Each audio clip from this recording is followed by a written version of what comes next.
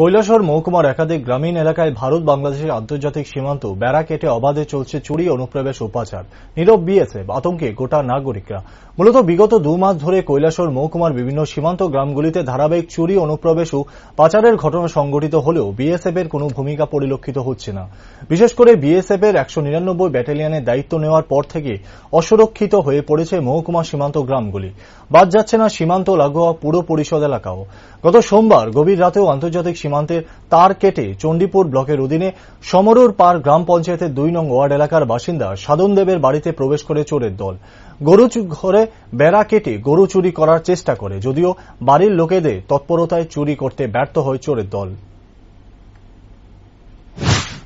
সমরুপার গ্রাম পঞ্চায়েতের 2 নম্বর ওয়ার্ড গত 1 মাস থেকে 1.5 মাস আগে থেকে সমরুপার গ্রাম পঞ্চায়েতের 1 নম্বর ওয়ার্ড, 2 নম্বর ওয়ার্ড এবং 3 নম্বর ওয়ার্ড, এই 3টা ওয়ার্ড আমাদের বর্ডার অধ্যুষিত এলাকা। এই এলাকার মধ্যে আমরা ছোটবেলা থেকেই বর্ডারে বসবাস করি। 199 ব্যাটালিয়ন বিএসএফ যেদিনকা থেকে এই সমরুপার বিএস ক্যাম্পে তারা দায়িত্ব লইছে, এর পরের থেকে আমরা একটা জিনিস উপলব্ধি করতেছি যে ফেন্সিং এ যে বর্ডারে যে কাটা তারের বেড়া প্রায় জায়গাতেই দেখা যাইতেছে, বেড়া রাতের বেলা বেড়া খাটা হইতেছে।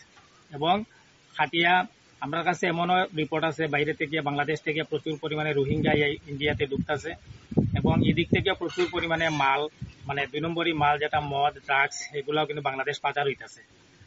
তো রাতের বেলা তার কাটিয়া সারিয়া গরু নিতেছে। যেমন গতকালকে রাত্রে যেমন আমরার পাড়াতে সাধন দেব তাইনের ঘরে আইয়া ঘরের মুখা টুকা খাটছে, খাটার পরে তাইনে টের পাইছে, টের পাওয়ার পরে তারা সুররা বাঁকছে, নিতে পারছে না গরু, যদিও নিতে পারছে না। আজকে 1 মাস থেকে 1.5 মাসের মধ্যে প্রায় অন্তত 15 থেকে 20টা জায়গাতে সমরুপার বিএসএফ ক্যাম্পের উত্তর সাইড থেকে